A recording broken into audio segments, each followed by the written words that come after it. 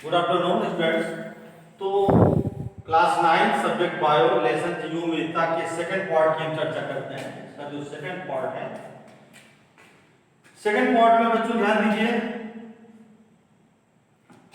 कोई भी जीव यदि है तो जीवों को हम दो वर्गों में डिवाइड कर देते हैं। यदि हम पहला है जंतु तो दूसरा है पादप। ये हम सभी जानते हैं कि जीवों को दो वर्गों में डिवाइड किया गया है, जंतु और पादप। जंतु को हम जूलॉजी और पादप को बॉटनी की संज्ञा देते हैं। अब स्टूडेंट्स आप ध्यान दीजिए, अब बारी आती है कि जीवों के बारे में जो है बात, जीव क्या है?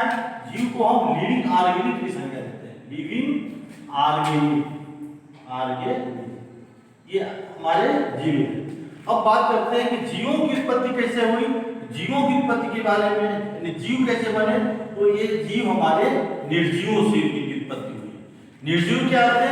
कोसरवेट्स चट्टानी चूर्ण पत्थर थे। कोसरवेट्स चट्टानी चूर्ण पत्थर।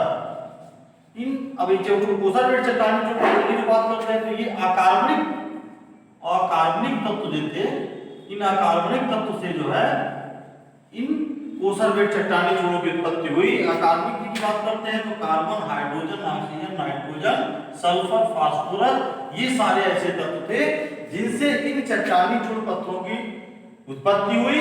और इनसे ये क्या थे? निर्जीव थे। और इन्हीं से हमारे जीवों की उत्पत्ति हुई। ये जीव कैसे थे? सूक्ष्म थे, अत्यंत सूक्ष्म जीव, लिविंग ऑर्गेनिज्म की उत्पत्ति। और कैसे थे? सूक्ष्म रीढ़विहीन जीव। इनके अंदर किसी प्रकार की कोई रीढ़ की हड्डी जैसी नहीं पाई जाती थी, सूक्ष्म रीढ़विहीन जीव। और जीव कैसे थे? टोटली जली, जो जल में पाए थे। क्यों? क्योंकि उस समय स्थल की उत्पत्ति नहीं थी, मल्ली जल ही जल था। जैसा कि आप जानते हैं, पूरे ब्रह्मांड का देखा जाए तो लगभग जो है 3/4 भाग आदि क्या है? जल ही है। और 1/4 भाग पर स्थल का निर्माण है।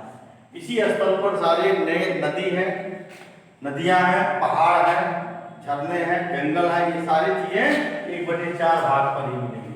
और 3/4 पर आज भी आपको जल ही जल देखने को मिलेगा। समुद्री एरिया 3/4 भाग का पड़ता है। तो जंतु की जो हम बात करें तो इस निर्जीवों से जीवों की उत्पत्ति। अब इसको दो भागों में डिवाइड किया गया है, जंतु और पादप। तो जंतु को उस पर ध्यान दीजिएगा, ये जंतु, इसमें जंतु के वर्गीकरण की बात करते हैं तो जंतु को दो भागों में डिवाइड किया गया है। यहाँ पर देखिए, जंतु पहला है आपका प्रोटोजोआ और दूसरा है म्यूटाजोआ। प्रोटोजोआ और दूसरा है म्यूटाजोआ। इसके दो ये उपजगत है। प्रोटोजोआ की जो बात करते हैं तो इसमें कुल 9 संघ है। पहला संघ आपका प्रोटोजोआ का ही है, ये उपजगत है, तो ये संघ है। दूसरा आपका पोरीफोरा का है, जैसा कि किताब में आपके दिया भी है। तीसरा अगर देखा जाए तो सिलेंट्रेटा का है। चौथा प्लेटीहेलमिन्थेस का है, प्लेटीहेलमिन्थेस है ना, इसको ध्यान दीजिएगा, प्लेटीहेलमिन्थेस। पांचवा अगर देखा जाए तो एस्टेलमिन्थेस है।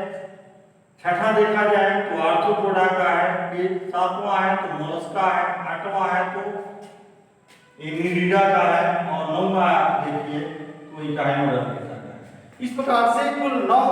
और एक लास्ट जो नई किताबों में देखने को मिला है, एक लास्ट विषय है, इसका नाम है हेमिकार्डिया। ये भी आपके उपजगत प्रोटोजोआ में ही आता है, तो ये हेमिकार्डिया। इस प्रकार से ध्यान दीजिए, इनको कुल नई किताबों के तहत 10 संघों में डिवाइड कर दिया गया। अब प्रोटोजोआ की जो बात आप करते हैं, संघ प्रोटोजोआ में कौन कौन से जीव हैं, जैसे उदाहरण के तौर पर देखिए, फॉर एग्जाम्पल बता रहा हूं मैं, जैसे अमीबा, जुगलिना, पैरामीशियम वगैरह प्रोटोजोआ में। पोरीफोरा में देखा जाए तो सी एनिमोन्स है, यूब्लैक्टेला है, तो जितने भी स्पंज वर्ग के मेंबर्स हैं इस पोरीफोरा में आते हैं। सिलेंट्रेटा में पाइसेरिया, आर्किलिया, हाइड्रा वगैरह जीव है, कोरल वगैरह आते हैं। प्लेटीहेलमिन्थेस की बात जो करते हैं तो प्लेटीहेलमिन्थेस में जैसे लीवर फ्लूक है, फीताक्रिन वगैरह सारे जीव आते हैं। एस्केलमिन्थेस में एस्केरिस वर्ग आता है, जो हमारे पेटों में परजीवी के रूप में, अंतः परजीवी में पाए जाते हैं। छठवें में देखा जाए आर्थ्रोपोडा। आर्थ्रोपोडा संघ जो है सारे संघों की अपेक्षा सबसे बड़ा है, ओनली इंसेक्ट्स आते हैं। अगर आगे की बात करते हैं तो आर्थ्रोपोडा के बाद एमीडा में हमारे केचुए वगैरह आते हैं। 9वां इकाइनोडर्मिडा की बात करते हैं, इकाइनोडर्मिडा में सीस्ट और फिश वगैरह आ जाते हैं। और 10वें में बैलोनोग्लासस वगैरह ऐसे जीव आते हैं। इस प्रकार से देखा जाए तो ये जो संघ हमारा है प्रोटोजोआ, ये वल्ली स्थिर जलों में पाए जाते हैं। ये दोनों जो है समुद्री जीव हैं, जबकि प्लेटिहेल्मिन्थस एस्केल्मिन्थस वल्ली अंतः परजीवी हैं। आर्थ्रोपोडा वगैरह सब जो है स्थलीय जीव है ना। और जब लास्ट में आप देखेंगे तो इकाइनोडर्मिडा भी आपके समुद्री जीव हैं। इस प्रकार से इस प्रोटोजोआ को जो है 10 संघों में डिवाइड किया गया है। जबकि मेटाजोआ को देखा जाए तो मेटाजोआ को भी हम 2 वर्गों में डिवाइड कर देते हैं। पहला है आपका किसीज महावर्ग और दूसरा है चतुष्पदा। और चतुष्पदा को किसी वर्ग में वल्ली मछलियां आती हैं, जबकि चतुष्पदा में देखा जाए तो चतुष्पदा को 4 वर्गों में डिवाइड किया गया है। 4 वर्गों कौन से हैं? जैसे पहला है उभयचर, दूसरा है सरीसृप और तीसरा है एवीज और चौथा आपका पड़ जाता है एनीमिलिया, जिसको हम या स्तनधारी कहेंगे, इसको स्तनधारी या मैमेलिया जो भी आता है। इस प्रकार से उभयचर, सरीसृप, एवीज और मैमेलिया, ये 4 वर्ग जो है चतुष्पदा में पाए जाते हैं। मनुष्य किस वर्ग का प्राणी है? स्तनधारी वर्ग का प्राणी है। पक्षी जितने भी एवीज में आते हैं, रेंग कर जो चीलने वाले सरीसृप में आते हैं, जल स्तर पर रहने वाले जो उभयचर में आते हैं। इस प्रकार से इसमें ध्यान दीजिए, ये पूरा जो है जीवों का वर्गीकरण है। और इसको बनाने वाले वैज्ञानिक कौन थे? स्टोरर और यूसिंजर। स्टोरर व यूसिंजर ने सर्वप्रथम जो है जंतु जगत का, यूसिंजर ने जंतु जगत का वर्गीकरण किया था। जबकि पादप जगत की जो बात हम करते हैं, इस पादप की तो बात हमने की नहीं, फिलहाल इसकी बात की है। तो स्टोरर और यूसिंजर ने जंतु जगत को वर्गीकृत करके बनाया। स्टार्टिंग इनकी इस प्रकार से। उसके बाद में तमाम वैज्ञानिकों ने अपने अपने मत जो है इस वर्गीकरण को लेकर के दिए, जिसमें जीवों की विविधता के बारे में उन्होंने बताया। अब आइए स्टूडेंट ध्यान दीजिए, पादप के बारे में पादप के चलते हैं। पादप की हिस्ट्री भी अगर देखी जाए बहुत लंबी है। पादप को भी 2 भागों में डिवाइड किया जाता है कि जान लीजिए। पादप के जो फादर है, फादर ऑफ बॉटनिस्ट, जिनका नाम है थियोफ्रेस्टस। थियोफ्रेस्टस जो बॉटनिस्ट थे। जबकि जंतु में आपको बताया हमने पहले, इसके फादर ऑफ जूलॉजी जो है अरस्तु। इसको ध्यान रखिए स्टूडेंट्स। अब यहां पर ध्यान दीजिए, ये पादप जगत आपका क्रिप्टोगैम्स और ये आपका फैनोगैम्स, ये 2 चीजें आपको यहाँ पर देखने को मिलेगी, लेकिन बुक में आपको शायद नहीं मिलेगी। क्रिप्टोगैम्स को 3 संघों में डिवाइड किया गया है। संघ नंबर 1 जो है थैलोफाइटा। इसमें संघ जो थैलोफाइटा का है, इसमें कुछ स्थलीय है, कुछ जलीय पादप भी मिलेंगे। जैसे उदाहरण के तौर पर आपको कवक की बात हम करते हैं, इसको फंगस कहते हैं। नेक्स्ट आपका सहवाग है, तीसरा आपका लाइकेन है और चौथा आपका बैक्टीरिया है। ये सारे जीव थैलोफाइटा में आते हैं। नंबर 2 आपके हैं ब्रायोफाइटा, जो पूर्णतः जलस्थलीय है। ब्रायोफाइटा, इसमें मार्गेंसिया वगैरह जीव आते हैं और इनकी बॉडी सैग लाइक होती है। इनके अंदर जो प्रजनन होता है वो लैंगिक अलैंगिक दोनों ही प्रकार का होता है। ये ब्रायोफाइटा। तीसरा जो होता है टेरिडोफाइटा। टेरिडोफाइटा ये आपका जो पूर्णतः जलीय जीव है। इसका एग्जाम्पल आपको हमने देते हैं, जैसे फर्म वगैरह जो है इसमें जाते हैं। फिलिसनी फर्म जो है इसमें आते हैं टेरिडोफाइटा में, जो जलीय पौधे होते हैं।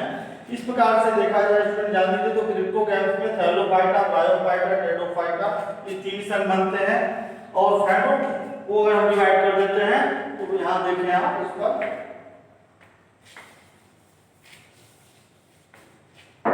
हैड्रो को अगर देखा जाए तो इसको 2 भागों में डिवाइड कर देते हैं। पहला है आवृत बीजी, जिसको हम एंजियोस्पर्म का नाम देते हैं, और दूसरा है अनावृत बीजी, जिसको हम जिम्नोस्पर्म कहते हैं, जिम्नोस्पर्म। तो आवृत बीजी को भी 2 भागों में डिवाइड कर दिया गया है। पहला एक बीजपत्री और दूसरा है द्विबीजपत्री। द्विबीजपत्री का मतलब 2 बीजपत्र पाए जाते हैं बीज में, एक बीजपत्री का अर्थ है एक बीजपत्र पाया जाता है। इस रात का एक बीजपत्री, दो बीजपत्री बने पौधे, और इसमें आइए इसको तीन भागों में, तीन वर्गों में डिवाइड कर दिया गया है। साइकाडेसी, पाइनाडेसी, लिख दे रहा हूं मैं, साइकाडेसी, पाइनाडेसी, और दूसरा है नीटस, तीसरा नीटस। इस प्रकार से इसको हम तीन भागों में, अब क्या है एग्जांपल के तौर पर इसको देखिए, साइकाडेसी का फॉर एग्जांपल साइकस है, पाइनाडेसी का फॉर एग्जांपल पाइनस है, और नीटस वगैरह में फिड्रा, चीड़ वगैरह जो आते हैं ये सारे प्लांट हैं। यानी इन प्लांटों की खास बात यह होती है कि ये प्लांट सदाबहार बहुवर्षीय होते हैं, हरे होते हैं। इनकी पत्तियों में जो है जैसा कि देखा जाता है संयुक्त पत्तियां होती हैं, निडल, जस्ट लाइक निडल होती हैं, और ये काष्ठी प्लांट होते हैं। और क्या होते हैं, काष्ठी के साथ साथ इनको सोअर प्लांट भी कहा जाता है। इनको अपने गार्डन, बाग बगीचे या मकानों के सामने लगाते भी हैं, तो इसलिए ये सोअर प्लांट के रूप में ज्यादातर आते हैं, काष्ठी भी होते हैं। तो इस प्रकार से जैसे साइकाडेसी से जो हम साबूदाना वगैरह खाते हैं इसी से प्राप्त कर देते हैं, पाइनाडेसी से जो है बनता है क्या कहते हैं,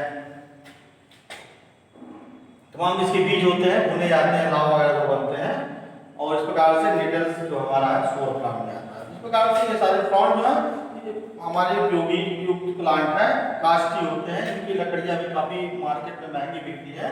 तो इस प्रकार से देखा जाए तो ये सारे प्लांट हमें देखने को मिलते हैं स्टूडेंट्स। तो इस प्रकार से जीव विविधता के बारे में जो हमने बताया, तो दूसरा पार्ट जीव के हम वर्गीकरण की बात करते हैं, तो जीवों को इस प्रकार से वर्गीकृत करके उनको हम डिटेल में आपको नेक्स्ट जो है क्लास में बताएंगे। बाकी के लिए